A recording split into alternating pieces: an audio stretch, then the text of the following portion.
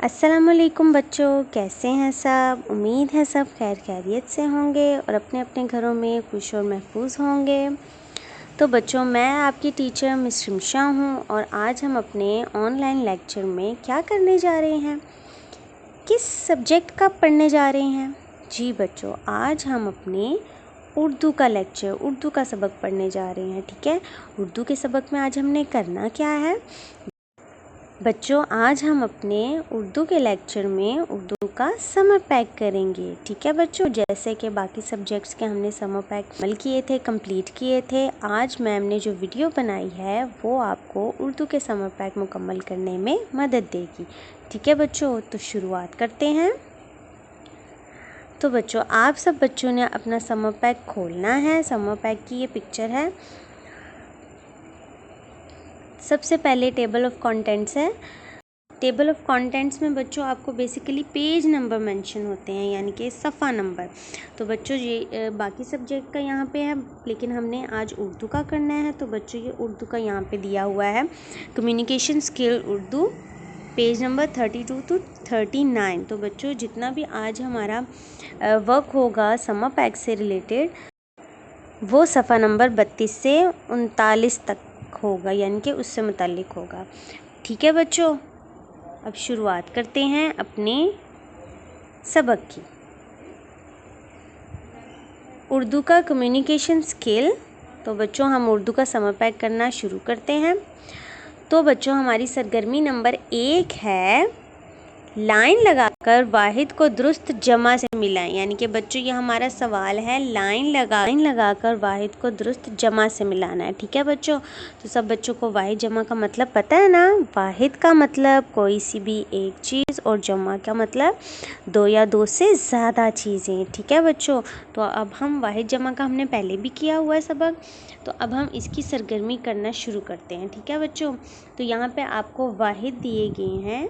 ठीक है, जैसे कि लड़का, तारा, जूता, गुब्बारा, ताला और घोड़ा। बच्चों आपने इसको सही जमा के साथ मिलाना है। जैसे कि लड़का को किससे मिलाएंगे? जूते से। नो, गुब्बारे, घोड़े, लड़के। जी, लड़का, लड़के, वाहिद, जमा। ठीक है बच्चों, अगला हमारा जो लफ्ज़ है वो है तारा। तारा को किससे मिलाएंगे? जी, तारे। जूता, जूते, गुब्बारा, गुब्बारे, ताला, ताले और घोड़ा, घोड़े। अब हमने बच्चों वाहिद को जमा से मिला दिया। ये सरगर्मी हमारी मुकम्मल होगी। बच्चों अब हम अगले सवाल की तरफ चलते हैं। अगला सवाल है हमारा, लाइन लगाकर मुज़क्कर को दुरुस्त मोनस से मिलाएं। यानी कि बच्चों यहाँ पे मुज़क्कर और मोनस की बात हो रही है। मुज़क्कर हम किसी भी मर्द को बोलते हैं और मोनस किसी भी औरत को। ये भी हमने पहले किया हुआ है। तो बच्चों हमने यहाँ पे जो मुज़क्कर जितने भी लिखे हुए हैं, जैसे कि लड़का, ताया, मुर्गा, बैल, मर्द, पोता, तो बच्चों आपने इन मुज़क्कर को सही मोनस से मिलाना है। ठीक है बच्चों, तो हम सबसे लास्ट से सबसे नीचे वाले से स्टार्ट करते हैं। जैसे कि पोता, पोती, मर्द, औरत। मर्द मुज़क्कर है और मोनस औरत है। बैल, गाय, मुर्गा, मुर्गी, ताया, ताई और लड़का, लड़की। ठीक है बच्चों, अब हमने ये अपनी सरगर्मी नंबर 1 मुकम्मल कर ली है। अब हम अपनी सरगर्मी नंबर 2 की तरफ चलते हैं। सवाल है बच्चों हमारा, दिए गए सवालात की मदद से आम के बारे में जुमले लिखें। यानी कि बच्चों आपको यहाँ पे कुछ सवाल दिए गए हैं आम से मुतल्लिक। इसका नाम क्या है? ये खाने में कैसा होता है? ये किस मौसम का फल है? इस फल का रंग क्या है? क्या आपको आम पसंद है? बच्चों आपने इस सरगर्मी में करना ये है, आपने इन सवालात की मदद से जुमले बनाने हैं। जैसा कि बच्चों ये सवाल दिए गए हैं। पहला सवाल हमारा क्या है? इसका नाम क्या है? तो बच्चों आपने लिखना है यहाँ पे, इसी सवाल से जुमला बनाना है। इसका नाम आम है। यहाँ पे आपने लिख देना है इसका नाम आम है। ये खाने में कैसा होता है? आपने लिख देना है ये खाने में मीठा होता है। अगला सवाल है, ये किस मौसम का फल है? ये मौसम गर्मा का फल है। इस फल का रंग क्या है? इस फल का रंग पीला है या जर्द है। اور آخر میں کیا بچوں آپ لکھیں گے؟ کیا آپ کو آم پسند ہے؟ آپ نے لکھنا ہے مجھے آم بہت پسند ہے۔ ٹھیک ہے بچوں، مطلب آپ کی یہ جو سرگرمی ہے وہ آپ نے کرنی ہے ان سوالوں سے متعلق، ان سوالوں کی مدد لے کے آپ نے جملے بنانے ہیں۔ ٹھیک ہے بچوں، تو یہ بھی سرگرمی ہماری مکمل ہو گئی ہے۔ آپ سب بچوں نے ان لائنز پہ ان سوالوں کی مدد سے جملے بنانے ہیں۔ جیسا کہ میم نے آپ کو بتایا ہے کہ پہلی لائن آپ لکھیں گے اس کا نام آم ہے، یہ کھانے میں میٹھا ہوتا ہے۔ تیسری لائن ہے یہ موسم گرما کا پھل ہے، اس کا رنگ پیلا ہوتا ہے اور مجھے آم بہت پسند ہے۔ ٹھیک ہے بچوں، تو یہ 5 لائنیں ہماری ہو گئیں اور ہماری سرگرمی نمبر 2 اب مکمل ہو گئی ہے۔ چلیں بچوں اگلی سرگرمی کی طرف چلتے ہیں، سرگرمی نمبر 3۔ بچوں یہاں پہ سبزیوں کی تصویر بنائیں یا لگائیں۔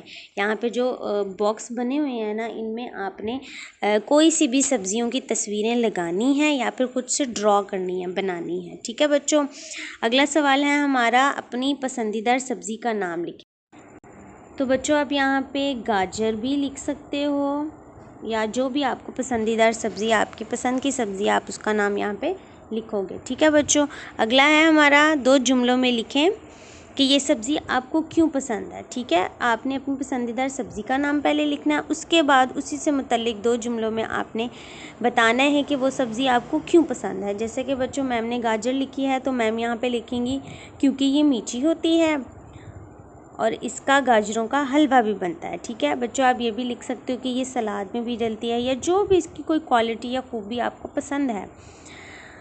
تو آپ نے یہاں پہ 2 لائنیں، صرف 2 جملے لکھنے ہیں۔ ٹھیک ہے بچوں، تو ہماری سرگرمی نمبر 3 بھی مکمل ہو گئی ہے ہمارے سمر پیک کی۔ تو اب ہم اپنی سرگرمی نمبر 4 کی طرف چلتے ہیں۔ ٹھیک ہے بچوں، سوال ہے ہمارا تصویر دیکھ کر سوالات کے جواب دینے ہیں۔ بچوں سب سے پہلے تو آپ سب نے تصویر دیکھنی ہے کہ تصویر میں کیا ہے۔ یہ انگلش میں جیسے پکچر ڈسکرپشن ہوتی ہے، اردو میں اسی طرح تصویری تفہیم ہوتی ہے، جو کہ ہم نے پہلے بھی کی ہوئی ہے۔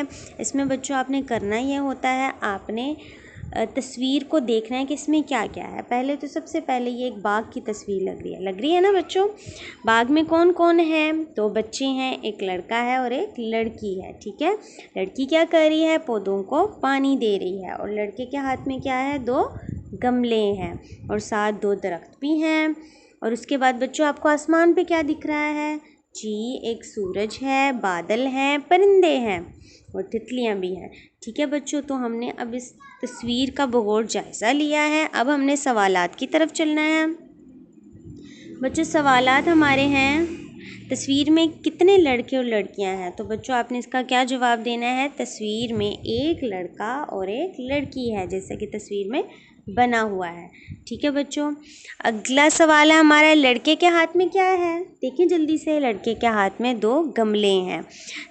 تیسرا سوال ہے بچوں ہمارا لڑکی کیا کر رہی ہے؟ پودوں کو پانی دے رہی ہے۔ ٹھیک ہے بچوں، چوتھا سوال ہے آسمان پر کون کون سی چیزیں نظر آ رہی ہیں؟ جی سورج، بادل اور پرندے۔ ٹھیک ہے بچوں، آخری سوال جو ہمارا ہے سوال نمبر 5 ہے، اس تصویر کا عنوان لکھیں۔ اس کا آپ خود سے بھی لکھ سکتے ہیں جو آپ کو سمجھ آئے گی، مطلب اپنے سے بھی آپ بنا سکتے ہیں۔ آپ باغ اور پھول بھی لکھ سکتے ہیں یا کچھ اپنے سے بھی لکھ سکتے ہیں۔ ٹھیک ہے بچوں، تو ہماری سرگرمی نمبر 4 بھی اب مکمل ہو گئی ہے۔ چلیں، میم نے آپ کی آسانی کے لیے اس سرگرمی کے کچھ سوالات کے جوابات لکھے ہیں، جیسے کہ سوال نمبر 1 ہے تصویر میں کتنے لڑکے اور لڑکیاں ہیں؟ ایک لڑکا اور ایک لڑکی۔ اس کا جواب ہے ایک لڑکا اور ایک لڑکی۔ ٹھیک ہے بچوں، اگلے جو ہمارے سوالات ہیں وہ ہیں لڑکے کے ہاتھ میں کیا ہے؟ 2 گملے۔ لڑکی کیا کر رہی ہے؟ پودوں کو پانی دے رہی ہے۔ آسمان پر کون کون سی چیزیں نظر آ رہی ہیں؟ سورج، بادل اور پرندے۔ اس تصویر کا عنوان کیا ہے؟ باغ اور پھول۔ ٹھیک ہے بچوں، تو یہ میم نے آپ کی آسانی کے لیے ان سوالات کے جوابات بھی دے دیے ہیں۔ ٹھیک ہے بچوں، تو اب اگلی سرگرمی کی طرف چلتے ہیں، سرگرمی نمبر 5۔ تو سرگرمی نمبر 5 کیا ہے؟ عبارت پڑھیے اور دیے گئی ہدایات کے مطابق کام کیجیے۔ بچوں آپ نے اس عبارت کو پڑھنا ہے اور اسی سے متعلق کچھ سوالات ہیں، ان کے آپ نے جوابات دینے ہیں۔ ٹھیک ہے، تو پڑھنا سٹارٹ کرتے ہیں۔ سب بچوں نے غور سے اسٹوری کو سننا ہے، اس کے بعد میم آپ کو اس کہانی سے متعلق سوالات بھی پوچھیں گی۔ ٹھیک ہے بچوں، شروع کرتے ہیں۔ ایک دن احمد اور علی اپنے گھر کے ساتھ والے باغ میں کھیل رہے تھے۔ احمد اور علی اپنے گھر کے ساتھ والے باغ میں کھیل رہے تھے۔ علی نے احمد سے کہا، احمد بھائی اس باغ میں 5 گھر ہیں۔ کتنے گھر ہیں بچوں؟ 5 گھر ہیں۔ کیا آپ بتا سکتے ہیں وہ گھر کس کس کے ہیں؟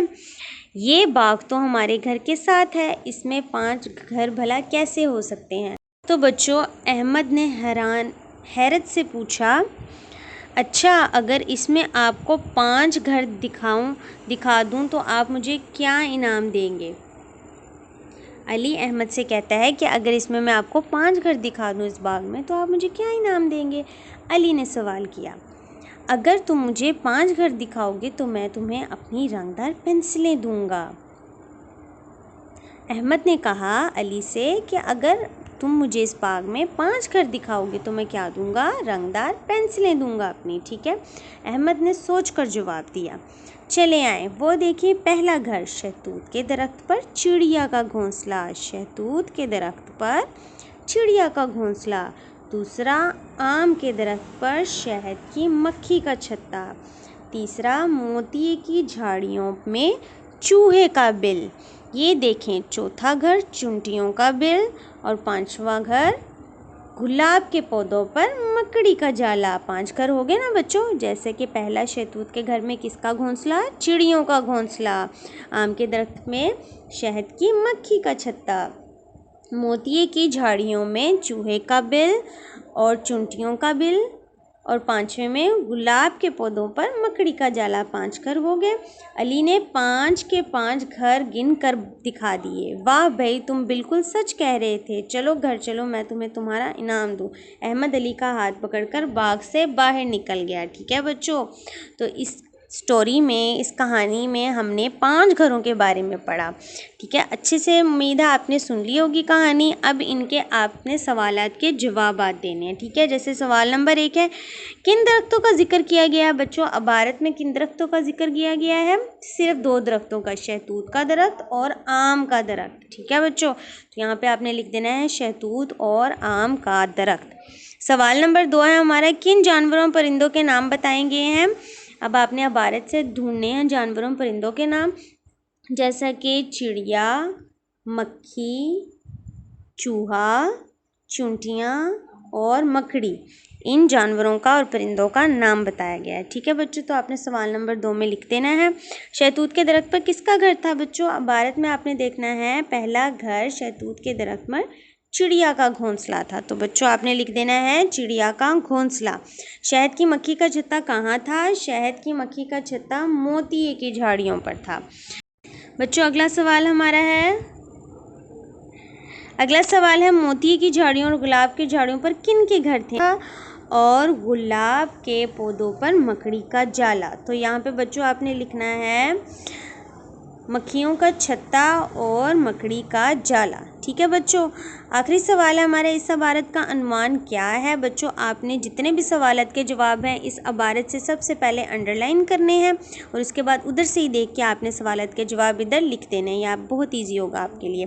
اس عبارت کا عنوان بچوں آپ کچھ بھی لکھ سکتے ہو، اسٹوری سے، اس کہانی سے آپ کو کیا سمجھ آیا؟ جی بچوں آپ اس عبارت کا عنوان لکھ سکتے ہیں 5 گھر۔ اس نے 5 گھر دکھائے تھے علی نے احمد کو، تو آپ لکھ سکتے ہو 5 گھر، ٹھیک ہے بچوں؟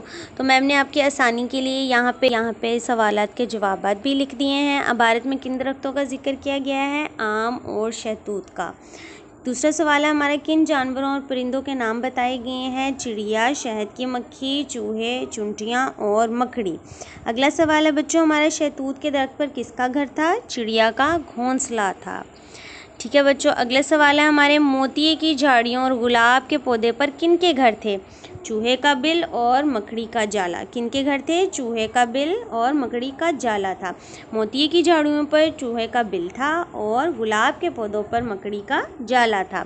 آخری سوال ہے ہمارا، اس عبارت کا عنوان لکھیں 5 گھر۔ اس عبارت کا عنوان کیا ہے؟ 5 گھر، ٹھیک ہے بچوں؟ بچوں اگلے جو آپ کی سرگرمی نمبر 6 ہے بچوں، وہ آپ کی ایک ایکٹیویٹی ہے جو اردو میں ہم بولیں گے تعلیمی منصوبہ ہے، جو سب بچوں نے لازمی کرنی ہے۔ ٹھیک ہے بچوں، تو آپ نے کرنا یہ ہے اپنی پسندیدہ نظموں پر مشتمل کتاب بنائے، یعنی کہ بچوں آپ نے اپنی پسندیدہ نظمیں اکٹھی کرنی ہیں اور اس پہ مشتمل ایک کتاب بنانی ہے۔ ٹھیک ہے بچوں، کیسے بنانی ہے وہ میم آپ کو بتاتی ہیں۔ بچوں کے اخبارات، رسائل اور کتابوں سے اپنی پسندیدہ نظمیں 8 یا 10 اکٹھی کیجیے بچوں، یعنی کہ کوئی سے بھی اخباروں میں، رسالوں میں یا کتابوں میں آپ کی جو پسندیدہ نظمیں لکھی ہوتی ہیں آپ نے ان کو کٹ کر لینا ہے۔ 8 سے 10 آپ نے اکٹھی کر لینی ہے۔ سادہ صفحوں والی ایک کاپی لیں، بالکل جو بلینک ہوتی ہے جس پہ کچھ بھی رائٹ نہیں ہوتا۔ پہلے صفحے پر میری پسندیدہ نظمیں لکھیں، یعنی کہ بچوں آپ نے سب سے فرنٹ پیج میں سب سے پہلے صفحے پہ خوبصورت سا کر کے، پیارا سا کر کے لکھنا ہے میری پسندیدہ نظمیں۔ اس سے اگلے صفحے پر اپنا نام اور جماعت اور رول نمبر۔ بچوں اس سے اگلا صفحہ جب آپ نے پلٹنا ہے اس پہ آپ نے سب بچوں نے اپنا اپنا نام لکھنا ہے، جماعت لکھنی ہے اور رول نمبر لکھنا ہے۔ اگلے صفحات پر نظمیں لکھیں اور بچوں اگلے صفحات پر آپ نے نظمیں لکھ لینی ہیں۔ اگر آپ کی پسندیدہ نظم آپ کو نہیں ملتی کسی بھی اخبار یا رسالے یا کتاب پہ تو آپ نے خود سے ہاتھ سے لکھ لینی ہے پیاری پیاری کر کے، یا پھر آپ نے کٹ کر کے اس کو پیسٹ کر دینا ہے۔ ٹھیک ہے، ایک صفحے پر ایک نظم لکھیں یا نظم کا تراشا لگائیں۔ ٹھیک ہے بچوں، ایک صفحے پہ آپ کی ایک ہی نظم ہونی چاہیے۔ ہر نظم کے حوالے سے تصویر بنائیں یا لگائیں۔